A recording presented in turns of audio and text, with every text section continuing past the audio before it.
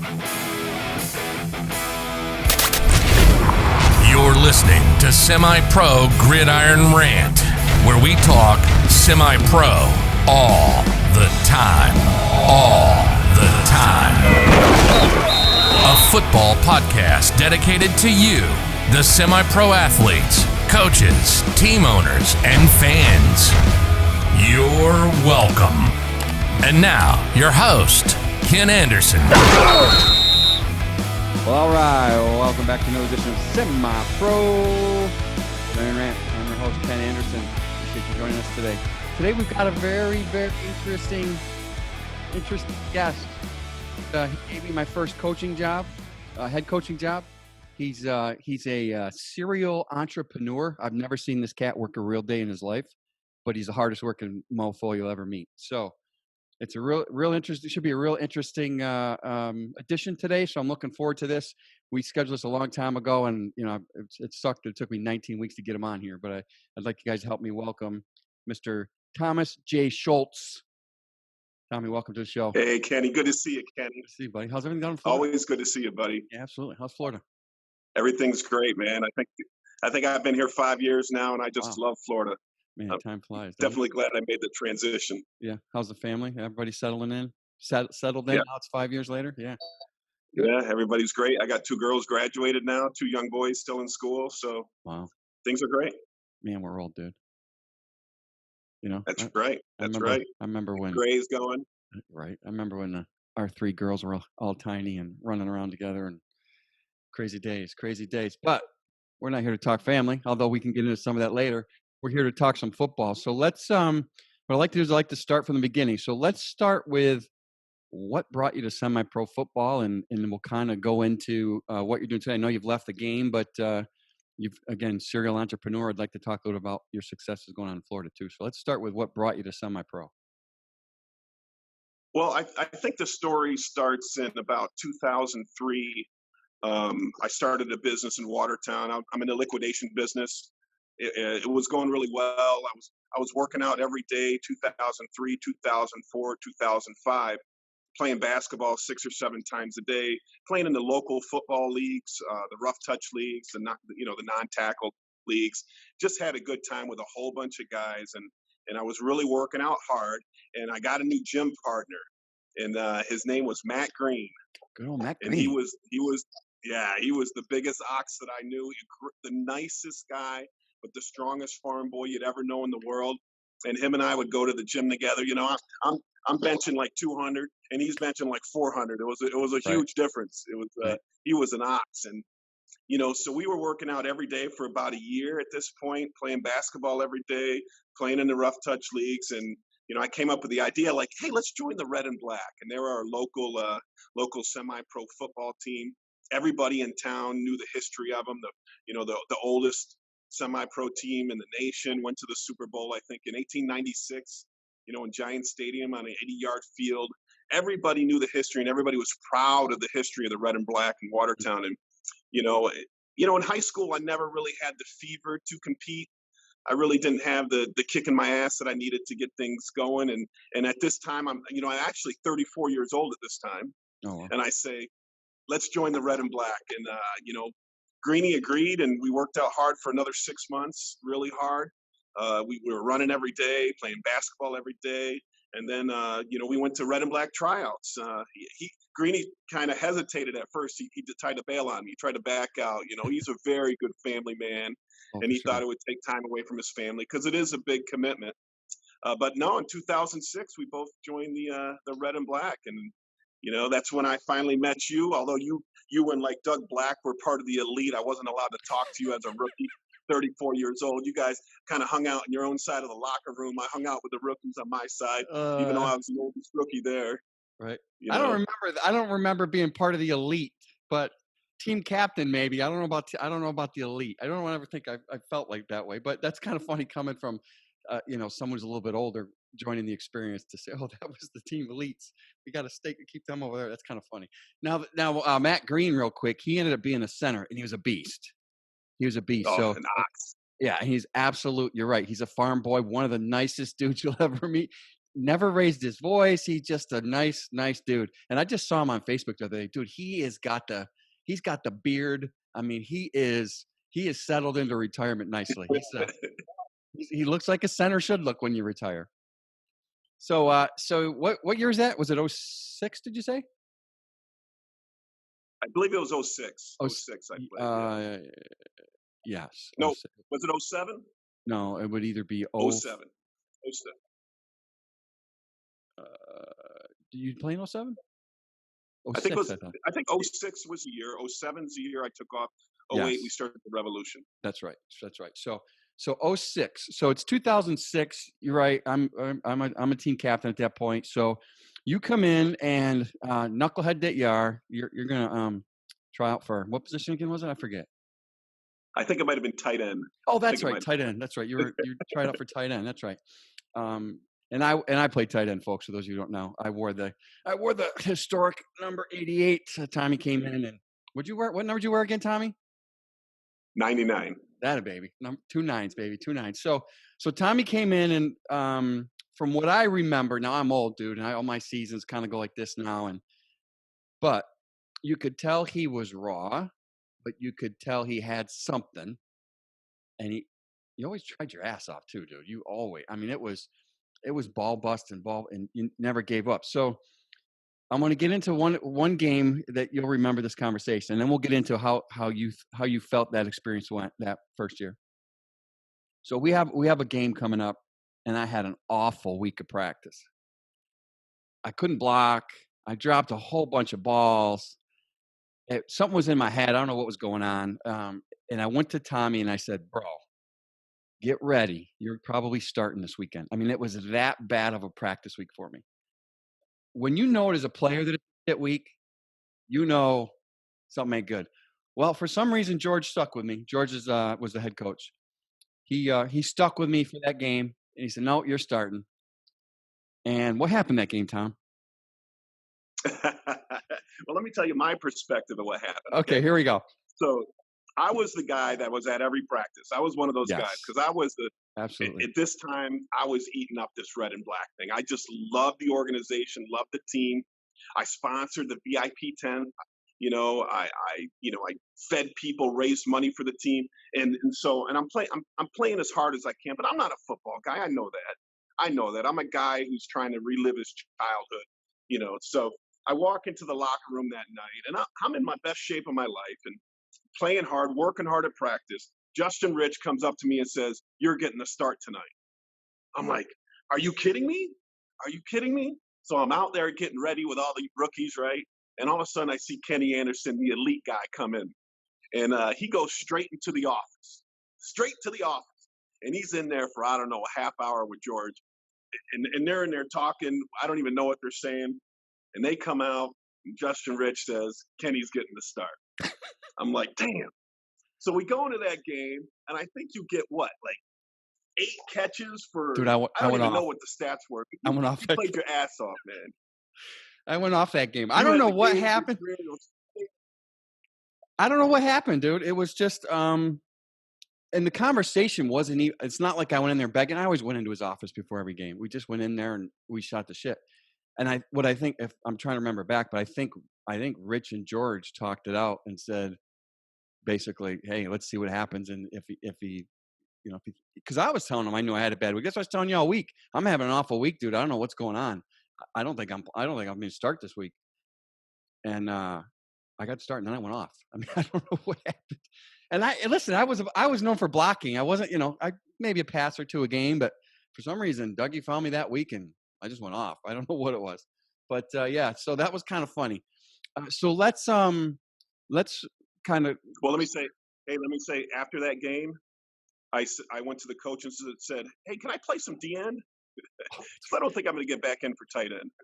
Oh, that's right. You did start playing some defense too. Listen, so there's a few people that had played back of me and then switched positions. Kirker, you remember Kirker, right? The good old Dylan. Dude was a beast. Yeah, sure. So he's playing tight end, and it's a monster.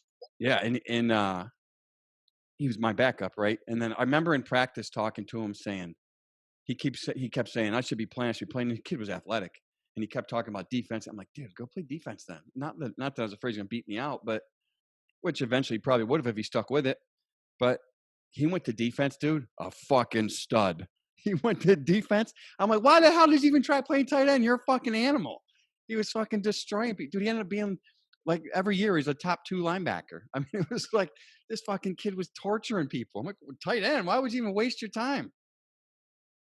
We had some insane people on that team. So, I mean, I can't remember everybody's name, but Dumas was incredible.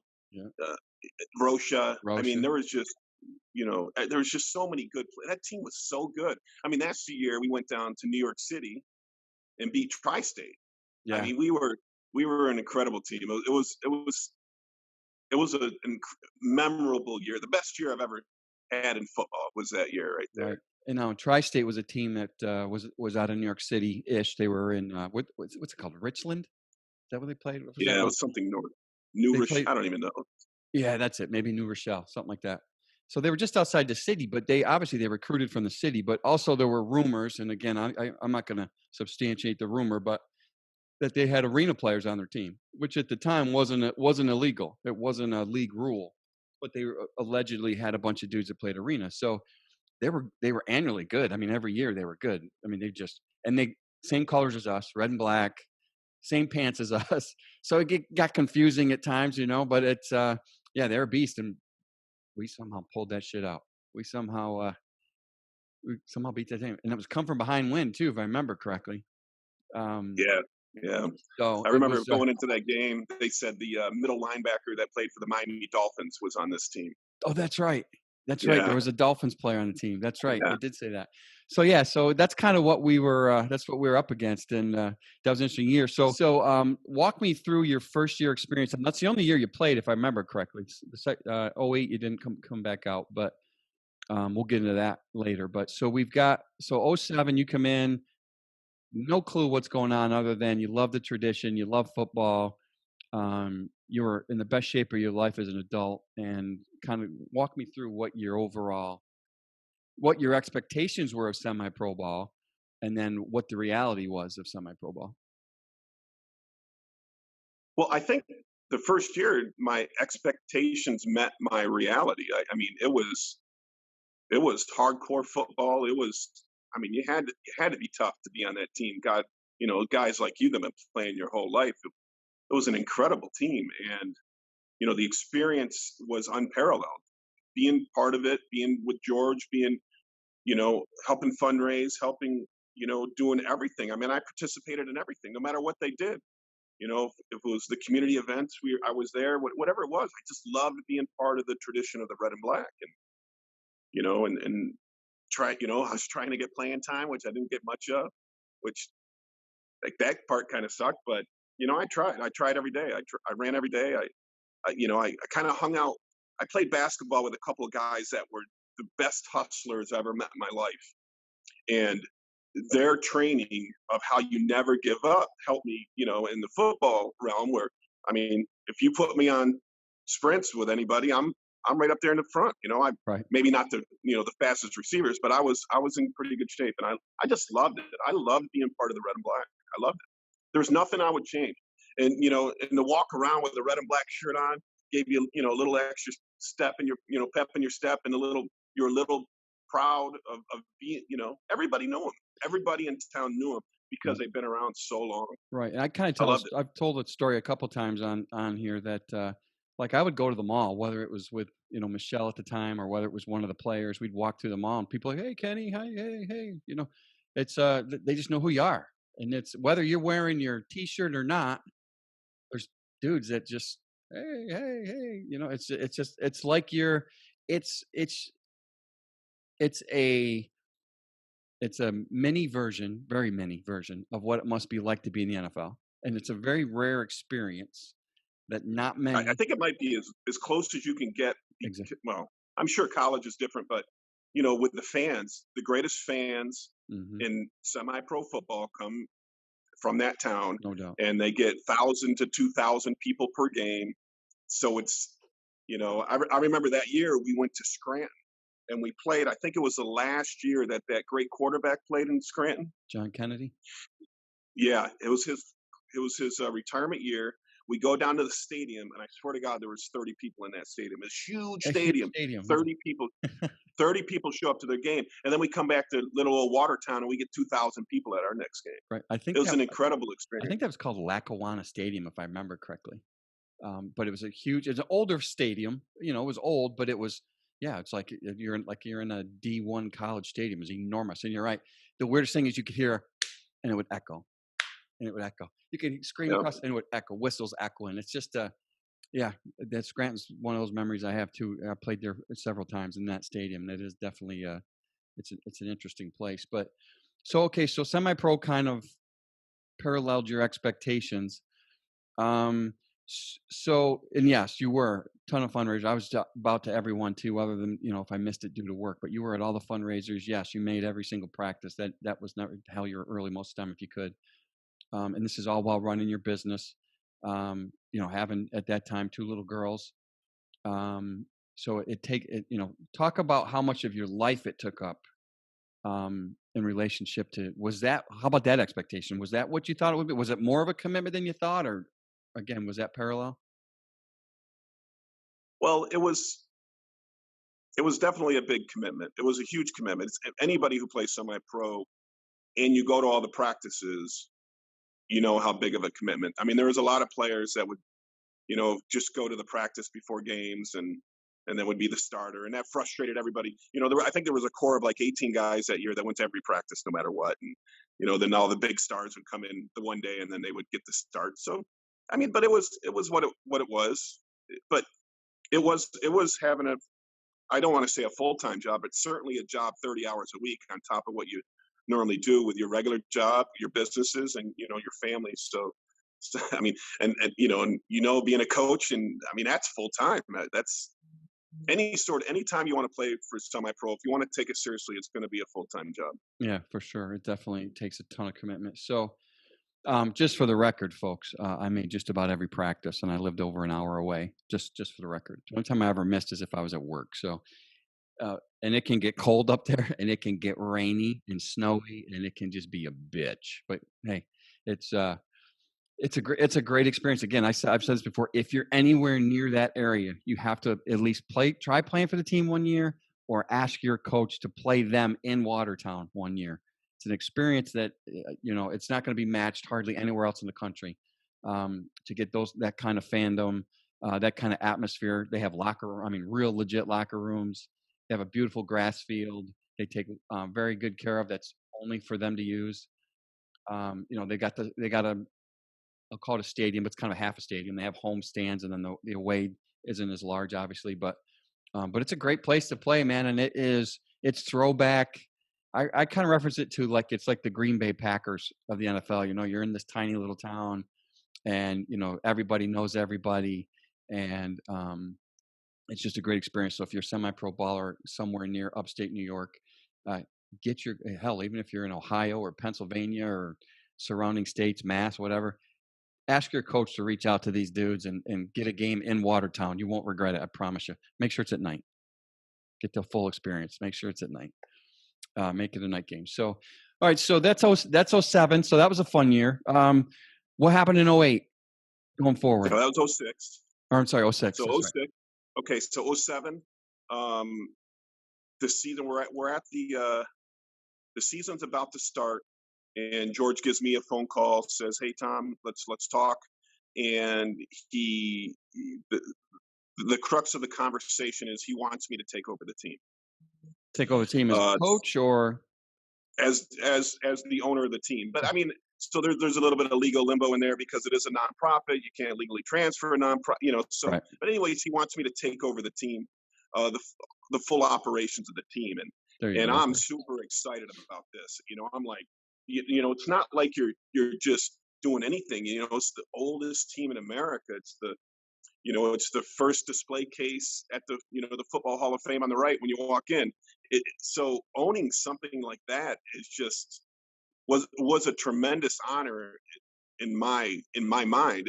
And so to be part of that, I told him I would do anything I could to help the team, and I would love to be the owner of the team.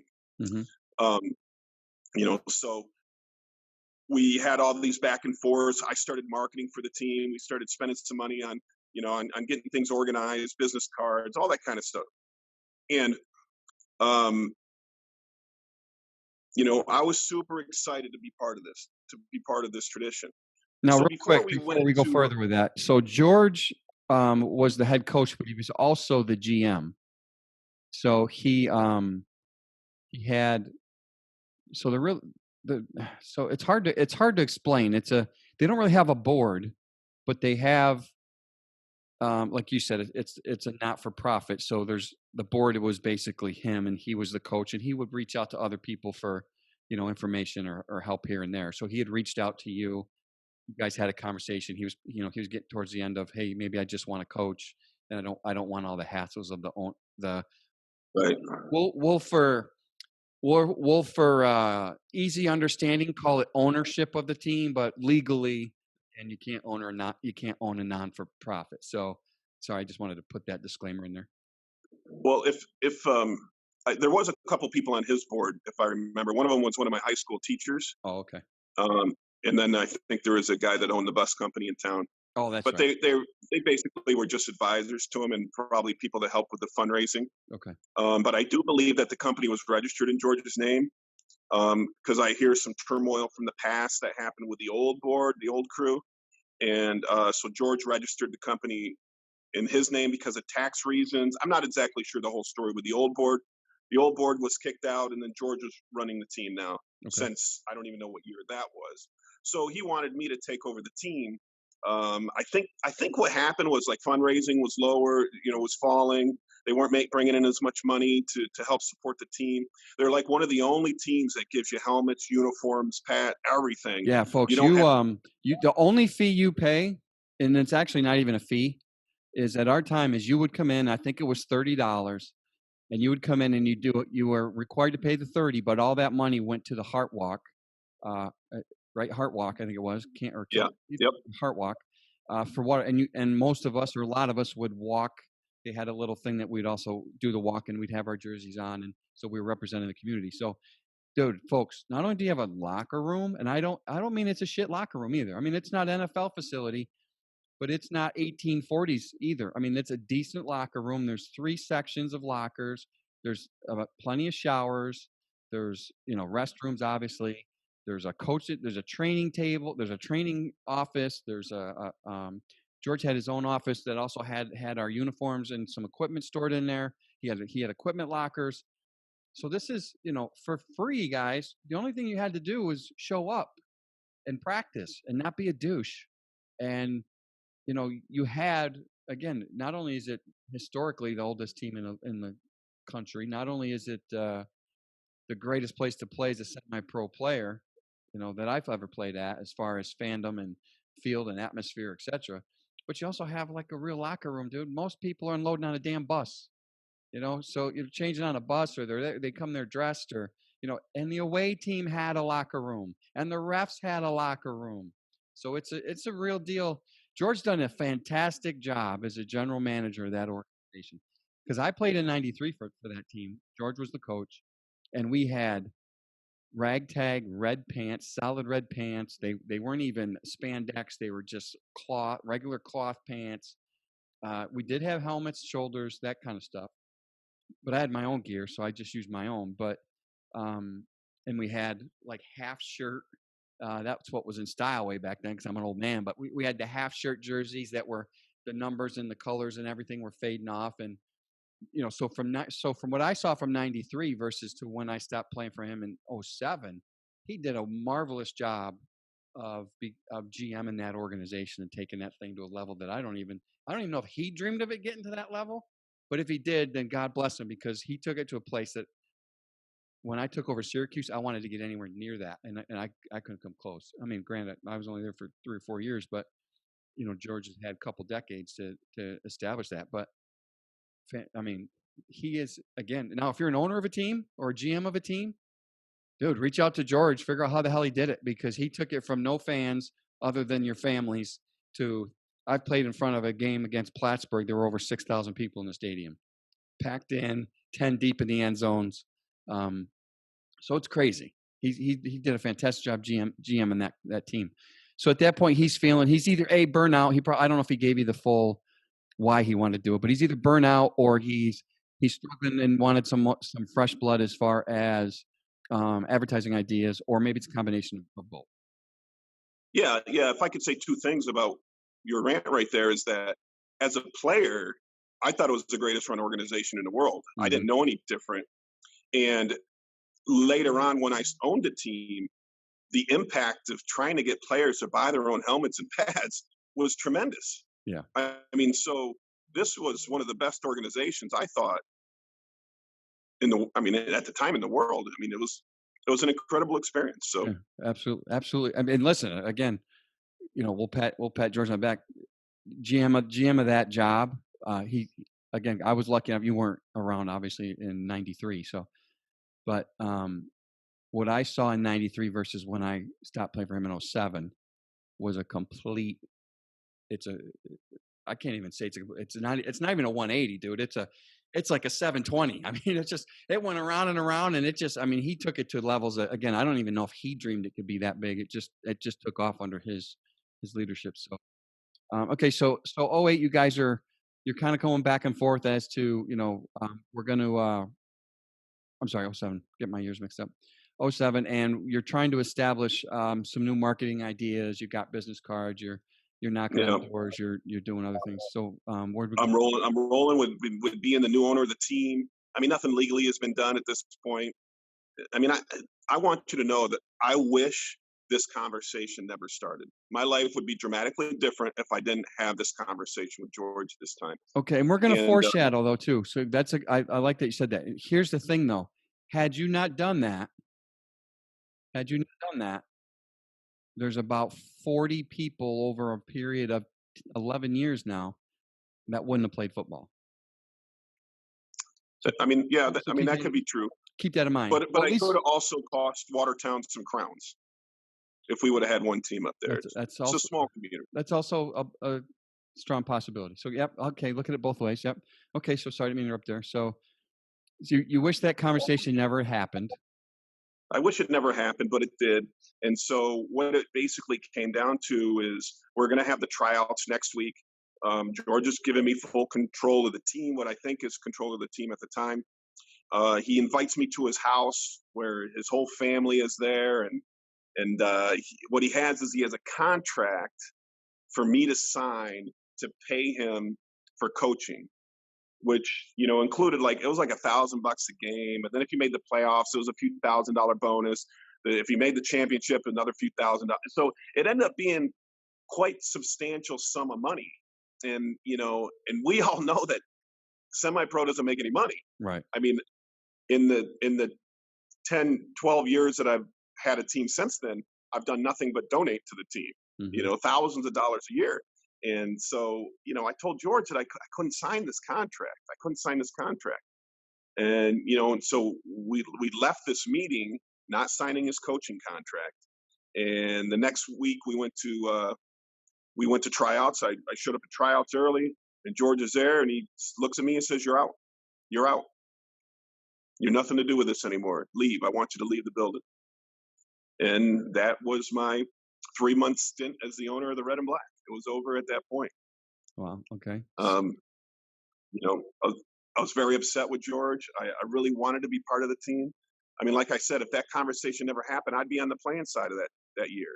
Mm-hmm. Coming off my rookie season, maybe I'll get some playing time this year. That's all I wanted. I mean, not likely. That's all I wanted to do was play some football. Not likely. I mean, you did sit behind me, but we'll see.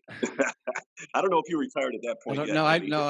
No, not yet. I'm still playing, but no, I'm just kidding. Tommy, listen, the situation you were in, as far as the playing side was, older gentlemen, you're going against dudes, particularly in my position, I've been playing since 1993. I'm sorry, I played for Georgia in 94, started in 94. I started playing ball in 1993 in Syracuse. So you're going against that experience, right? Obviously, there were things that it's not like I was that much stronger than you. It's not like I was any more athletic than you. It's not like what I had was reps. And so you're competing against 10 years of reps versus you never played organized ball, so that had it been a different scenario, had it been you've been taking 10 years of snaps and I came in, even with my athleticism level, athletic level, I probably wouldn't have beat you out either. It would have taken time, unless you're just some sort of Randy Moss freak show that just shows up and all of a sudden, you're just but it's very rare that, and every team has a dude like you that shows up, whether it might not all be 34, but I've had guys that are 19 years old, never played football, show up. I had a dude when we were, I tried starting the Outlaws in Oswego County. Dude was almost 50 and his son was going to play. And this guy wanted to, Mr. Galetta wanted to come out and he wanted to play. So he bought his whole gear, dude. He geared up everything and he was going to come out at 50. So that's one of the funny things about semi-pro is you can get dudes like myself that played 20 years, or you can get a dude who's never played a down of football who comes out, and some of them make impacts. Now that's a rare, especially in the first year, because you have to learn the game, you have to learn reps, you have to, there is a lot to repping that sport. But if you're a freak, I'm not saying you're not, but I'm saying if you're like a real freak, you can get on the field that way. Like Greeny. Now Greeny's a big dude, right? That's different. Linemen are a little bit different. They're big dudes, and there's not a lot of big dudes at that level. So, and I'm not saying anything against Greeny because he's a hell of a center, but to be a bigger dude and come out semi-pro, you probably got a better shot just because it's a smaller, maybe if you would have come out and tried to play guard, you might have been a starter. Although we had a pretty good fucking offensive line. So yeah, we had a great O-line. Yeah, so it would have been. I mean, I don't have any problem. I mean, at the time I had a problem with playing time, but now, it is what I'm good with everything. One thing I did have over you is I was 6'3", so right. I was hoping I 5'11". could be out to 5'4". Oh, you're 5'11". Okay. Whoa, 5'4". Ouch! I know, folks. Not many tight ends at 5'11" are in the NFL. Matter of fact, we can check statistically. There might not have been a 5'11" tight end since like 1960. I'm not really sure on that one, but yeah, I was a fullback, basically converted to a tight end, and yeah, it is what it is. So, okay, so 07, and I apologize if I keep getting these years wrong, but 07. You had a little smell of, hey, what would it be like to own a team? It kind of got you excited. What happened after he asked you not to be part of the team anymore? Yeah, so 07, I was done with football, and whenever George told me that I'm out of the red and black, what happened was all of these old school red and black guys who ran it during the 70s and 80s, came out of the woodwork and approached me and, and wanted to meet with me and wanted to talk with me. So for some reason they were pushed out of the red and black, and I don't know why. I don't want to get into that part. I don't know why, but they felt like they were alienated just like I was at this time. So one of them was Art Parker, fantastic football guy. He loved the team. He was with the team for, I don't know, 20, 30 years. Art Parker, fantastic football guy. He took me underneath his wing. And so when Art Parker was pushed out from the red and black by George, he went and helped form the what was it called back then? NYAFL? I believe that's correct. NYFL. Yeah. There's been so many different names to leagues. I get them confused. So they formed, 100%. So the NYAFL was a competitive league to the Empire Football League. And there was, I'm not sure, 10, 12 teams in it at the time. So they brought me to the annual meeting, and I was introduced as the owner of the red and black because in my mind, I was still had rights to that. And, George in his mind thought he had rights to it. So I went to all the meetings for the NYFL with Art, and, by the time 2007, I think you were on the red and black, and you guys went to the championship game that year. I think you played Plattsburgh in a championship game. We lost by a point. Last minute drive. Yeah, and 1 point. And I forget. I see in my recollection, I remember you walking off a field in a uniform at the Watertown High School, and you look at me and you said, "I'm coaching next year." That would have been the national game. So we were at Watertown High, you said, right? Yes. Yeah. Yes. So we played. So at Plattsburgh in 07, we had lost to Plattsburgh in Plattsburgh by a point. in the middle of the season. It was our only loss. So we go back to Plattsburgh for the championship, and we go up with less than 2 minutes to score, or less than 2 minutes to go. Plattsburgh drives the length of the field, scores, game-winning touchdown, beats us by, you guessed it, folks, 1 point. So we lose to the same team twice by 1 point in their house twice. So we get invited to the national tournament. We play, I forget who we played. It might have been the Sting, Irondequoit Sting. It was cold as hell, man. We're out there, and I remember. Freezing. That was a game where the helicopter came in before the game. It was like raining. It was cold as fuck. And I just remember freezing, and the helicopter wasn't making it any warmer. We end up losing. And what had happened was, yes, I at that point I was frustrated between the loss by a point, and I think the Sting crushed us, if I remember correctly. Whoever we played in that national game, I think they crushed us. And at that point, well, prior to the game, which I don't know if I ever shared this story with you, prior to the game, I walked into the locker room. This is the day of the game, and my shit was on the floor in the middle of the locker room. And I said, "Who put all my shit in the middle of the floor?" And George said he had one of the coaches do it. I'm like, "Why?" He said, "You're out." I said, "Why am I out?" And the reason I was told I was out was because I was talking to you, that you and I were talking about football and talking about what ifs and talking about had you owned the team, what had happened. So because I was associated with you, he told me I was out. Well, long story short, the coach at the time, I can't remember who it was. I think it was Kleinbeck. I think it was Sam. Or maybe it was Dan Carr. I don't remember what. No, it was Rich. It was Rich. So Justin. Yeah, Justin Rich. Yep. So long story short, I end up playing the game. We lose. I come off the field. Obviously, I'm pissed off. We lost the game, and we lost the championship by a point, and what had happened prior to the game. And I was pretty much told that was the last game I'd play in the red and black. And he was right. It was the last game I played in the red and black. So so my recollection of that off season was I had said that to you, but I went home to Michelle, and we had talked, and I told her I was done. I didn't want anything to do with football. So during that, between that was probably, would that have been late October, early November, I think. And yes, you were hounding me to coach. You were calling me. Now this was after I lost, folks. Next morning he texted me, started calling me. He said, "I want you to coach for me. I want you to coach for me." And I'm like, "No, I'm out. I don't want to do it. I don't want to." So here we are. We're doing this. We're doing that. We're going back and forth. I don't want to do it. I don't want to do it. Well, what's going on in the background is I'm living in a town just outside of, well, you live there too, Adams. We'll say Adams, New York. And my name's getting dragged through the mud, getting dragged through the mud, getting dragged through the mud, getting dragged through the mud. And I don't want anything to do with it. Well, what had set me off was in December, they had a team party, which he did every year. He had his awards banquet party, which is another thing that's fantastic with this organization.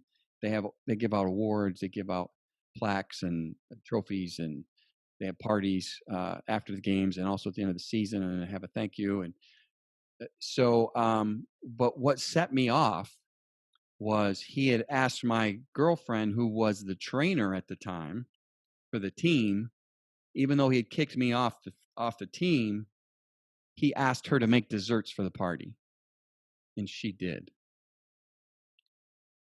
And after a conversation with her, I explained to her my thoughts, and she said, "You know, I love you, Kenny, but I also love the other 50 guys on the team." I said, okay. And then that night she went to the party. I called Tommy and I said, "I'm in." I said, "I'm in," and that was and then late we December. started the Watertown Revolution. Right, and I didn't want to have anything. I was done with football. I was leaving in 2007. It was basically my last year anyway. Physically, I was 38. My body was beat up. I didn't really want to come back and play again anyway. But I thought I would transition into at least the OC, and then that was going to be my future. Was I'd be the OC, and that's all I ever wanted to do. Never wanted to get on the field again. Never wanted to head coach. Never wanted to own a team. But all of that ended up happening. Playing again, head coaching, and owning. But Okay, so that's my version of what happened going in that winter. So here it is, winter. So Tommy, by the way, was in the works for owning or leasing the what was that building? It's the old Five and Dime store. Woolworths? The Woolworth building. The Woolworth building. Yep. So this dude had 5, 6, 7 floors. I forgot how many floors it was. And we had our own Revolution sector, right? A floor that was all ours. I had an office up there. I had an office up there. It was, so Tommy's starting out with, hey, George has a great organization. He's gonna have to emulate it, right? To draw players and whatnot. So he's got this office. I had my own office up there. We had some secondhand furniture thrown up in there, looking all good, feeling all official for my first head coaching job, feeling all official. But so go from there. So now it's January 1, 2008, right? So we officially start the Watertown Revolution. We talked to the city about playing on the same field, the same practice grounds. We just kind of got to do opposite of George. I think the real struggle in the battle at the time was players. Who's going to get the players? And I didn't have a following from the players, but Kenny had a huge following from the players. So we just about took the whole red and black team over to the Revolution in 08. What happened? Just about. I don't even know how. I don't know if anybody stayed. But so there were a few. 08, we're starting with just. There were a few. B. Will, Keachel. There were a few that stayed. Yeah. AB. There were a few that stayed. That off season, basically once again, right around Christmas, Tommy and I basically go to work. We start sitting down, we start whiteboarding, and we start going crazy as, okay, what are we going to do? And the first player that committed, if I remember correctly, was John Toper, my big right tackle, Mr. John Toper. And then once he got on board, and John Toper, great dude, but it's not like he was the team captain. He was basically, I think he came on board because I was a tight end. He's my right tackle. And most of the time we did formations where I was on the right. So him and I were, we're buddies. We're still buddies. I shoot messages to his wife and him, and we're on Facebook, and he's posting shit all the time. But long story short, so Tope's the first to cross the line, if you will, almost like a picket, like we're a scab team, so, and then the dominoes started falling, and I was constantly texting, calling. Mello stayed too, by the way. Constantly reaching out to dudes. And listen, it wasn't an easy decision. Number one, for me to start doing it, but number two, the players to commit to a fresh startup team.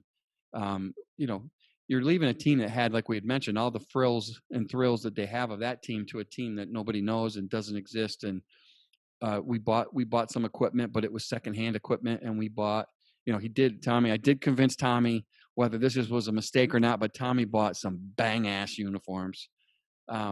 We custom designed these uniforms in red, white, and blue, and they were phenomenal. We got compliments on our uniforms all the time, but so we went big on the uniform, which I think was, it's what players wanted and want even till today. But we probably should have used a different company where we could have played half and gotten the same thing. But so that was a mistake on our part, and I'll take credit for that because I sold Tommy right into that one. I just power closed him on that. I was doing things on my printer at home, and I was designing them, and we got to go with this. This is how we attract the players, and so Tommy went with it, and that money came from Tommy's pocket, folks. That wasn't he didn't have a bunch of sponsorships at the time. We didn't have we didn't charge player fees. Because we had to compete with what was already there. So everything that happened in 08 happened out of Tommy's pocket, and on Tommy's personal time, Tommy's personal wallet. So first, before we get any further, I want to say thank you because although I was in an awkward position, it gave me my first head coaching job, and I learned a ton those first 2 years. Had you not done that, I probably never would have been a head coach. I definitely never would have been an owner. So to give me that opportunity and being that I'd never coached before. I mean, I called a few plays here and there and blowouts, but I'd never seriously sat on the sidelines. I went from a player to coaching, head coach. There was no there was a little bit of that. Hey, we're in a blowout, Kenny. You can call a few plays, but never. I wasn't sitting down and game planning, and I wasn't watching film against the other team. Well, I was on my own, but not for the whole team. Just for myself. And so it definitely changed. You fast forwarded me. You had me jump about 10 years in about 10 minutes. So thanks for that, because there's things that I would never have done had you not given me that opportunity. Now, there was a lot of blood, sweat, and tears for us during those 2 years I was with you. But so we were recruiting players, right? I think it was pretty sure it was John Topper was the first to commit, and then we just start picking off players one by one. Yeah, so we pretty much, of the starting 22, Doug retired. So Doug was out. Doug had retired. We probably got 18 to 20 of the starters, and then we got a bunch of bench too. So the cool thing about our team is we were new, but we weren't new players. So there was that. And then okay, so we just recruited our team.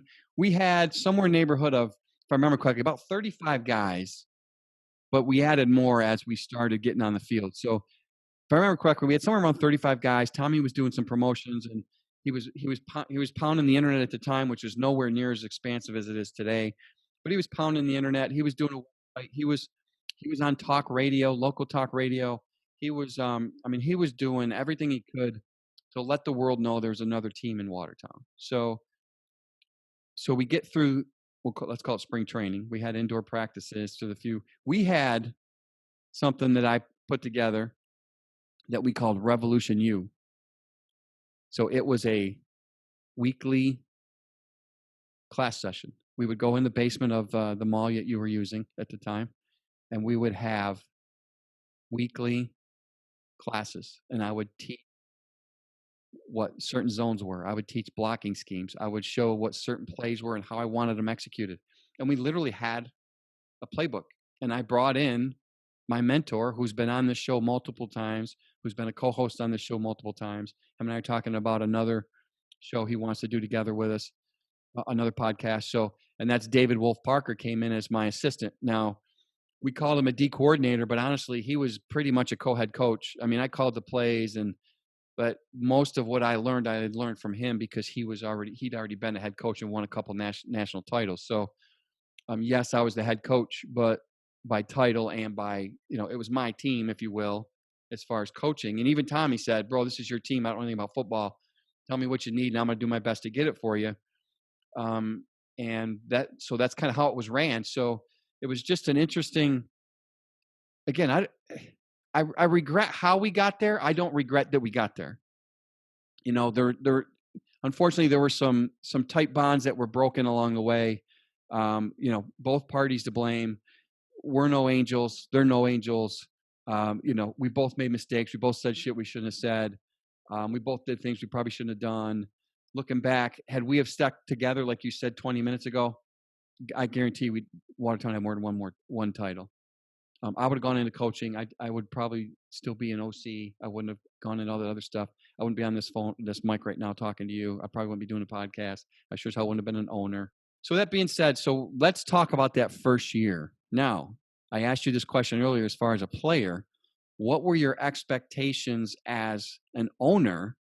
What actually happened versus those expectations? Well, I was, since we had so many players come over with us and we had a really, really good team, I thought for sure we would continue that success that that you guys had in 07 over to the 08 season.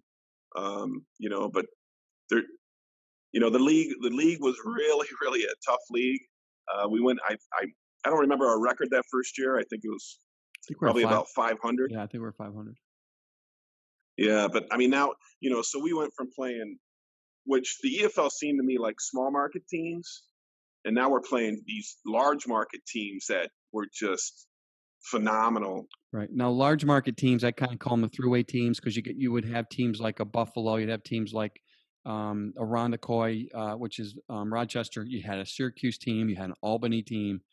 So we were playing bigger teams, bigger city teams. Now, one draw we had is we had Drum, but the problem with Fort Drum is you may get a player for 3 days, you may get a player for 30 years, and they come and they go. They come and they go. So there are games where you think you got a starter, and all of a sudden he's deployed somewhere, or he's got special training that he can't miss, or So and don't get us wrong, the other Watertown team had the same exact obstacles.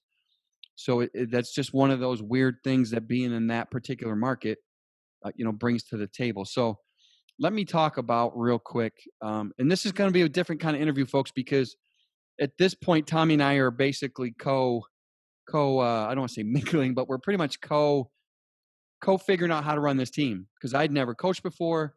Tommy's never owned before. Tommy played 1 year semi-pro ball, so he had his little version of a 1 year of what it should have been. I had 20 years of, hey, this is what has happened. Then we had Wolf in there with another 20 years. So we just had some weird dynamics. So during that time, we went to a league meeting, and I remember this league meeting.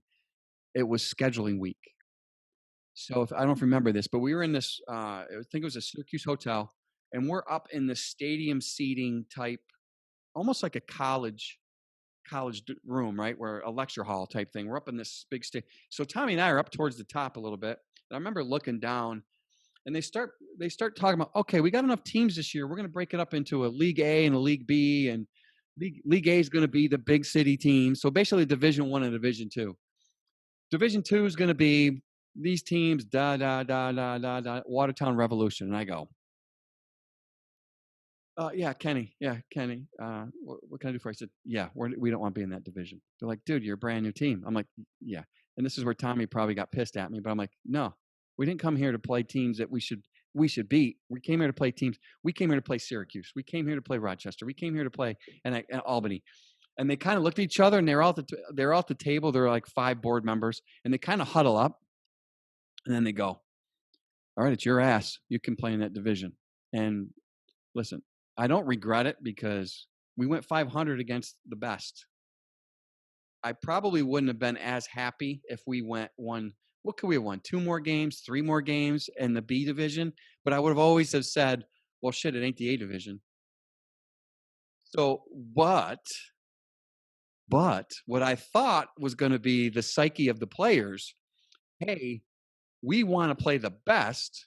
What ended up happening was a lot of them bailed because they weren't used to losing. They didn't want the process. Yeah. Because one thing that we instilled differently is we were very process driven in the beginning. We had regimented practices. We had regimented university. We had regimented this. We had regimented that. And it was boom, boom, boom, boom, boom.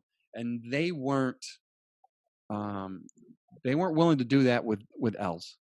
And so it was, and I don't blame them, because as a player, I probably wouldn't have either.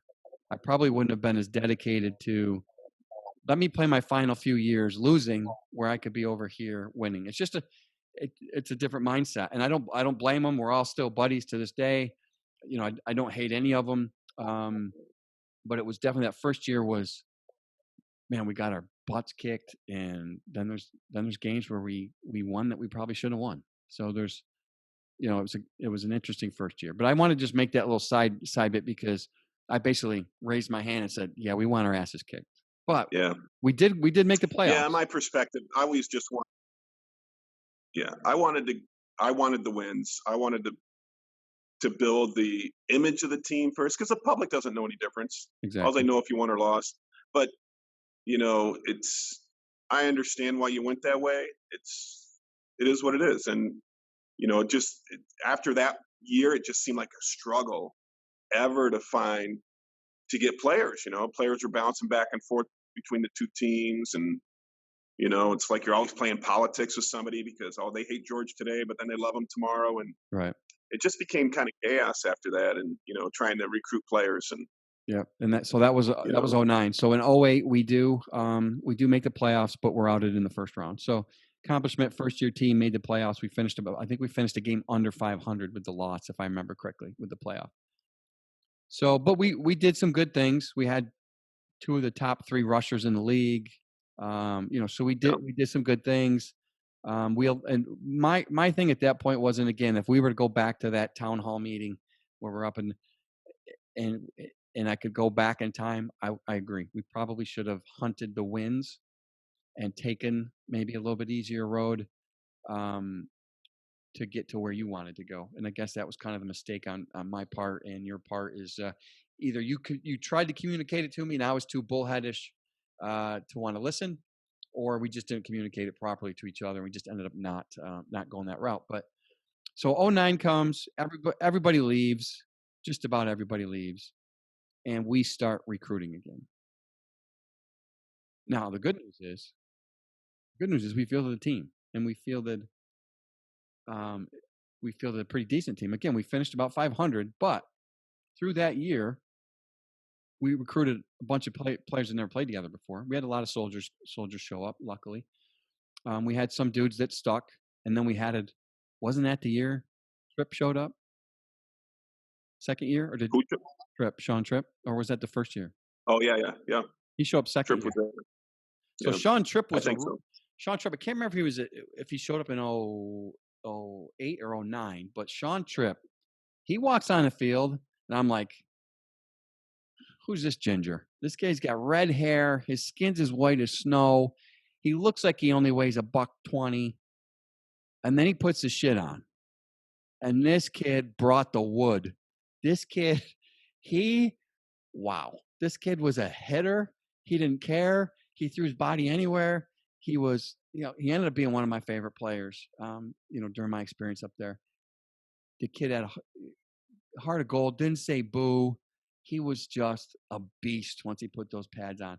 And I'm hyperbolizing by saying he was $130. The kid was probably about $160 chiseled. I mean, he was put together. He was a farm boy, right? He's a country redneck. I'll say I love the kid. He's a redneck, hard worker, but boy, he could lay some wood. And he ended up being one of my best players, and he was a beast. He actually followed me to Syracuse too, but that was after his knee injury, and he ended up re-aggravating it, so he ended up not staying. But I will say that was one of the great things about being part of the semi-pro community, is that you meet so many players that have the heart of lions, that if they just would have had the size, right, they could have gone a long ways. But they were just,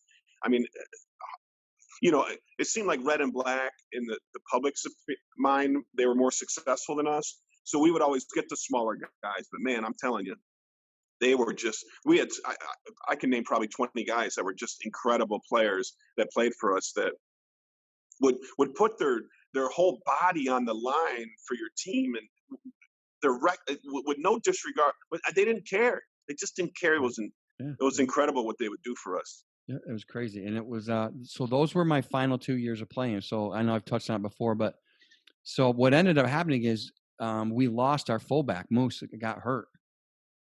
So I ended up, we didn't have anybody else. So I put the pads back on. Now, Tommy either saw it coming or did it just because he was a smart ass, but we ordered me a jersey because I was going to hang it on the wall. So I already had a uniform. And then he bought me this helmet too, preseason. He goes, just in case. Well, he just faced into existence. And so for 08, 09, I played and called. I was head coach, called plays, the whole 9 yards, which is a very interesting. Tell me how many games you see the tight end go in the middle of the huddle and call a play. You probably don't see that very often, but that's the way it went. And actually, in 09, I ended up winning Coach of the Year. So even we were a 500 team, and the reason I think I won it was because we were competitive with the team that had just lost all our experienced semi-pro players. So although we weren't undefeated, usually it goes to an undefeated coach or the number one team in the league. We were Midland. We were 4, 5, 6 in the league, and I think basically I won it because of everybody that has left, and eventually we still fielded a competitive team. So that was an honor, and that was voted upon by the league. So it wasn't like it was a popularity contest or anything like that. The league voted it in, and appreciative of that. So hey, you gave me my first head coaching job and my first Coach of the Year award. So thank you. There you go. There you go. All right. So I decided to leave in 2009 because of basically I had to switch jobs. You and I had started a business down my way. It just didn't work out. We kind of got boned, in my opinion, by the landlord. I think he used us to bring in a national chain, to be honest with you. So basically, I ended up having to get a real job closer to my house. I was still commuting about an hour because at this time, Michelle and I had separated, split up. I was back home in the Oswego area, so I was driving an hour to practice or to Watertown 3 or 4 days a week. So at that point, and it was starting to strain mine and your relationship, I felt. So instead of us hating each other, I felt at that point it was best for me to just step down, and I was done. Thought I was done. So that I left. So after I left, you bring in, ironically, a guy I went to college with who showed up out of the blue to play on my team the first year I had coach, which is totally crazy because I hadn't seen the dude for years. I didn't even talk to him. We lived on the same floor in college. We played football together in college. I only went one semester. That's what makes it even more weird. But so Ron Whiting comes in, and he's the heir apparent, and he's another one who loves the sport. By the way, he just he's got a new job. I think he got promoted, which obviously you're best friends with the dude now. So whatever it is, I can't wait for. It's not too far from me down here. Yeah, I can't wait for him to announce it on LinkedIn this week. So Ron, congratulations, buddy. So Ron follows me in as a head coach.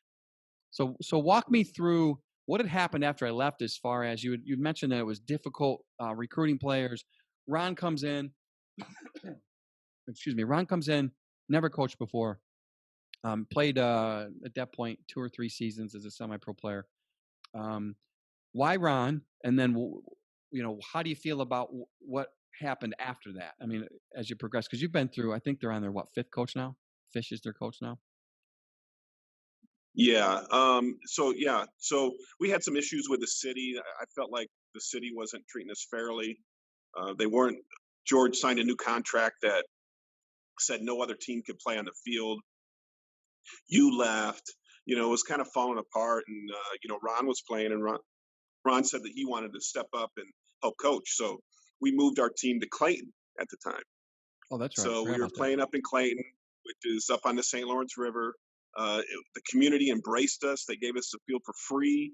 They mowed it, lined it. They did everything for free. It was, it was great to be up there. But it was a small town, so we didn't get a lot of fans. And we ran for a couple years with Ron. Ron did a great job. But I think that we were just always just kind of riding that 500 line and being kind of a marginal team.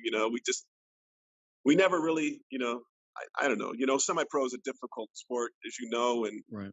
We never really got a lot of traction, and I think it probably has to do with having 2 teams in our area. So, we ran with Ron for a while, and Bernie coached for a little while. Oh, yeah, Bernie. Yeah. Bernie's one of my best buddies. He's a great guy, great football head.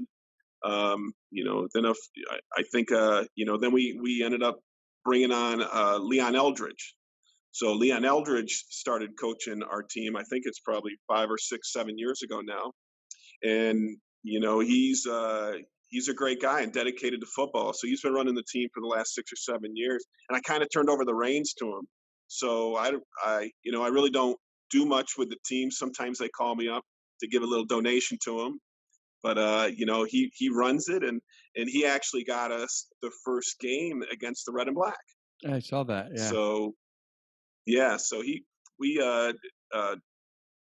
So we played the Red and Black. I was down in Florida at the time, so I wasn't at the game. My family was there, and I guess there was thousands of people there. And so we play the Red and Black for the first time. Their team had a way better record than our team this year. We get down to the 4th quarter, and the Red and Black has beaten us by a touchdown. I think, if I'm correct, maybe 6 points they're beating us.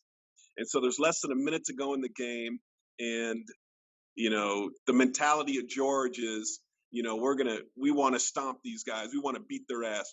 All he had to do was kneel the ball. All he had to do was kneel the ball to beat us. Instead, they went for a deep pass that we intercepted, and then we ended up scoring a touchdown and winning the game. Wow. So it was like our glory time to win the first ever meetup between the Watertown Revolution and they Watertown red and black. And now that was kind of a goal you and I had always talked about having, is we always wanted to be able to play an annual game against them, and that was because I mean after, at least in my mind, after like the first few weeks, like the animosity towards each other to me was kind of like, whatever, it's over, and now it's just football.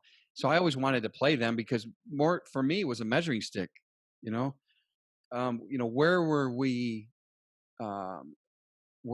as far as here's a team that's 100 years old, here's a team that's a year old or 2 years old. It would have been nice playing just to see where we were at, but unfortunately, basically that didn't happen until you and I were pretty much long gone out of the picture. So yeah, he didn't. And he would never play us. I think we tried several times to play him, but he would never play us. And I will say that we played 3 times now, and the last 2 times they've beaten us pretty badly, but we did get the first win. So get the first one. So I think that's what they counts. do play you. They do pay you or play you consistently now. Yeah, good. Yeah. See, at this point, it's all it's all water under the bridge. Most of the people don't know why the Rev started. Most people don't know. They think they know, but they don't know. And it's because I've talked to people who think they know, but they don't know. And then so it's just an interesting story. It's a shame it happened, but it's not a shame it happened because, again, it got me my first coaching gig. It got Ron his first coaching gig. Got John Fisher's first coaching gig. Got you your first ownership gig, whether you like that or not. Got several players every year the opportunity to play. It got Georgia championship. I think it was 08, right? 08. They all went back after they got beat up by all the tough guys in our league. They went back and won the softer league. Just kidding, guys. But they went back and then they won the EFL title at in 08, I think it was. So George ends up with a title, which he long deserved and desired. So he got a title out of it. But you're right. Had we stayed together, and who knows, maybe I'd still be coaching there. Maybe we got 2 or 3 rings, or who knows. But it's it's all water on the bridge as far as I'm concerned at this point. And again, I feel both sides made mistakes along the way. But ultimately we're all alive. It's all football. It's all love. And we don't do this for money. As a matter of fact, it's cost you and I thousands. You a lot more than me, but it's cost because you've been doing a lot longer than I was. It cost us thousands and thousands of dollars. But the friendships that come out of that and the life. I mean, you and I could do this thing for 10 hours, and we haven't seen each other physically in 2 years, but we could talk on this thing and share war stories for days. But it's for any adult who's contemplating it, if you can find the time and you being somewhat in shape, don't just roll out of bed and think you're going to play. But if you can find the time and you have the desire and you can at least dedicate yourself for 1 season, go ahead and try it, dude. I mean, make sure you have insurance too. I want to make sure some of you guys have insurance. So, but because shit breaks, people break bones, folks. It happens, But it's a great level. I'm glad you did what you did as far as giving others opportunity. That's the way I always looked at it, is you gave people other opportunity out of your wallet, to play the game that they love. And because either way you look at it, it got 22 more starters on the field. Okay, so if we had 2 teams, you might have 60 players, but there's going to be 22 of them that are disgruntled because they were good enough to play and they didn't play. And so that is the other angle of that.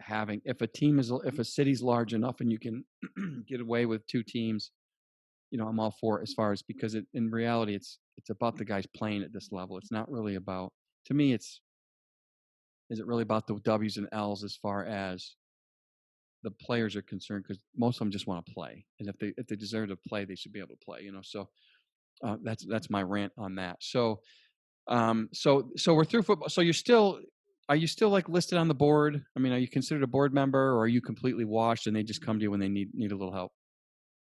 I think I'm officially still an owner of the team, co-owner with Leon. Okay. But I mean, he handles everything. Yep. He handles everything. And he moved them to Carthage, right? So they play at Carthage High now. They won. They won. Sorry. No, you're all right. And after on their 10th season, they won the championship. Right. So. Right. So they've got a championship. So now Watertown has 2 champions. Well, the older Watertown Red and Black, but in my generation, there's 2 championships in Watertown. So they've each won a championship. So that's cool. Well, that's Carthage now. So I guess let's be official that's Carthage, not Watertown, but the Watertown area. We'll call it the North Country. So So with that being said, so now you uproot your family, right? And again, you've been what do you call it? What's the business you call it again? I'm in the liquidation business. The liquidation business. So it's his business is Resell America. He's owned it for ever since I've known the cat, and it started. It's. I'm going to ask you a dumb question, but you probably do. But Gary V, you probably know who he is, right? Oh, sure. Oh, sure. yeah. So Gary V talks about exactly what you did. He talks about it a lot. So basically, what Tommy's done is Tommy started yard selling, and if I remember the story correctly, and I'll let Tommy tell the rest of the story, but Tommy goes to his mom and asks to borrow a couple bucks, not a lot, not like he's asking for 20 grand, but he asks for a couple of bucks, and they go out and they raid garage sales. And they go out, and this is how he gets started. He goes garage sale to garage sale, and he's digging, and he's a picker, and he's like that TV show, The Pickers. He's doing all that shit. He's climbing over shit. He's climbing in shit. Because I've went to these sales with him before. He's picking up just disgusting shit, and he's sorting through it, and he's finding gems. So this is what he's done. He's a serial entrepreneur. He's tried other craziness. So he's moved Resell America a few places.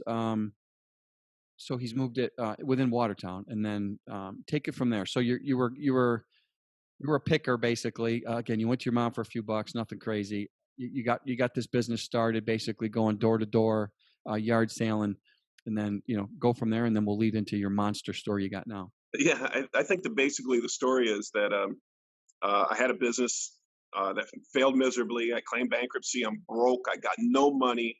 And I said, I'm going to go back to college. I went back to college, got a pre-law degree, got a degree in business, and then on the emergence of used merchandise in the modern economy, I go to the Salvation Army and I buy a pair of shoes for $5. They're Sebago size 13 narrow shoes. I put them on eBay and they sell for $75. And I'm like, are you kidding me? This is what I want to do for the rest of my life. But I'm never a guy that wants to, I'm not the guy that gets beat up and doesn't start his own team. I'm like, I got to do this big. So in Watertown, I started a company called Resell America, where basically I'd buy and sell things. It's like a pawn shops were illegal, but it's just like a big resale store. So we started out with 20,000 and moved to 40,000, square feet. When I decided to move to Florida, I sold it to my brother. So when I come down here to Florida, the liquidation business is insane down here. It's, so now I'm buying tractor trailer loads of merchandise, new and used, not new and store returns, and I blow that out. So, from buying one pair of Sebagos and reinvesting my money, I have $1 million in real estate, 2 restaurants down here. I have 3 companies. My large store, which is called Resell America, is 110,000 square feet. So it's like the size of a Walmart. Jesus. It's the size of Walmart. It's all liquidation, though. Everything's liquidation. I buy truckloads, Walmart, Target, Amazon, Home Depot, Lowe's, and people trade in used merchandise against that new merchandise. So it's both new and used. But nobody really does it like I do it. And now we're working on bin stores. I don't know if you have bin stores in Texas, but stores are really, you open up a store, you build all these bins, and then you just dump the merchandise in it. And on one day it's $5, then $4, and $3, and $2, then $1, and you just blow it out. And this is a huge concept that's going around America. They're popping up everywhere, and I'm getting into the bin store craze and trying to start a big chain of bin stores. So wow. I'm just a liquidator. I try and sell stuff. That's it. Like I said earlier, he's a serial entrepreneur. He's never worked a real job a day in his life, but he's the hardest working motherfucker I know. He's nonstop wheeling and dealing. He picks up. Dude, I don't know if you remember this. We were in Watertown one time, and we were going to lunch. And we're walking to lunch, and you got Jordan with us, and we're walking. Jordan's his nephew. So we're walking down the middle of the quad there, and we're walking. And all of a sudden, we take like 3 steps past this. What I see is a pile of junk. Tommy puts on the brakes. He goes back. He looks at it, and he goes, Jordan, go take this back to the store. So Jordan rushes it back to the store. We sit down for lunch. Tommy's, of course, Tommy bought because he's such a nice guy. So, but we sit down. We're at this local restaurant. I think it was that bar that we used to eat at too. Yeah, the prime rib place. Yeah, I was going to say, I think we had prime rib all the time. Yeah, that's the one. So we sit down and Tommy's on his phone. He goes, holy shit. He goes, yeah, that's about $150 guitar. I go, what? He goes, yeah. He goes, I'm going to fix that silver $100. That son of a bitch puts this guitar together, fixes it, makes it look nice, and he sells the thing on eBay and frickin' he has 1,000 folds his money because it didn't cost him nothing. I'm like, well, who is this guy? Man, he's just, so that was an example of everything he looks at has a dollar bill attached to it in a good way. It's not in a bad way. He's just a serial entrepreneur, and he's addicted to the grind. And that's why I referenced Gary Vee, who, those of you don't know, he was an immigrant from Russia, comes over to America. He's basically self-made. He helped make his dad into a multi-million-dollar wine business. He finally said, hey, Russians apparently don't turn that over to their kids. So he said, hey, I'm going to start making money for myself. And he goes out and he blows up, and he's this multi-million-dollar dude, does a lot of guest speaking. Most people think he's a motivational speaker, but he isn't. He's another serial entrepreneur. He's into trading sports cards now, and he's got a whole bunch of, he's an interesting cat. So if you ever get a chance to listen to Gary Vee, listen to him too. It's VEE, by the way, if you Google him. But so long story short, so Tommy's done this is his whole life, and that's how I know Tommy. Tommy's a wheeler and dealer. Everything he does, he's wheeling and dealing. So if you're ever in the Lakeland area of Florida, which is roughly like the Tampa-ish area, and you want to go check out, I don't want to officially name it the world's largest resale center, but Jesus, it's got to be close. I don't have a tape measure, but it's got to be pretty close to be the world's largest resale center. It's crazy. And I know what you do. I haven't been there yet. I've seen the pictures and videos you put up. I haven't been there yet, but when I do come to Florida visit, that's definitely a stop I'm making, because I've seen where you've come from, and your other places were huge too, dude. So let's not pretend like your other places were tiny joints. But so Tommy's into that. And hey, if you're in that area and you want to get rid of some what you think is junk, go see Tommy. He'll hook you up, and who knows, you can trade it for something in there that you might need or want. He's got everything. You name it, he's probably got something. He's got it or close to it. I mean, it's ridiculous the stuff he's got. And I've used him too. I've dropped stuff off. My daughter used to love going to your joint, dude. She still pull up like videos and stuff we've had. We got all these DVDs from the good old days, and we used to go shopping there too. So listen, nothing wrong with that at all. So listen, I appreciate you sharing your story with us. I know there was a lot of we kind of sped through it. We could have gone a lot deeper and a lot crazier, but it's great. It's great talking to you. I love to see the success you're having there in Florida. Tommy and I have also, we've kind of talked about throughout the years to doing a business together sometime. We want to do this car thing, which, by the way, there's a bunch of those in Texas, by the way, just so you know, indoor car stores. It's great. So that was something him and I talked about doing like 3 or 4 years ago. So, so we're always trying to figure something else out, but, I appreciate you joining me on a Saturday. I know it's one of your busier days at work. So, I definitely appreciate you joining me, and, best wishes to you and the family. Well, I do appreciate you having me on here, Kenny. I love you. Everything that we've done together, been through together, Yeah, absolutely, buddy. Appreciate you stopping in. See ya. Thank you for listening to this week's episode of Semi-Pro Gridiron Rant. We hope you enjoyed the show. For more episodes, please check out the website at www.semiprogridironrant.buzzsprout.com. To reach us directly, please email us at semiprogridironrant@gmail.com or follow us on Instagram at Semi-Pro Gridiron Rant. Thanks again for listening.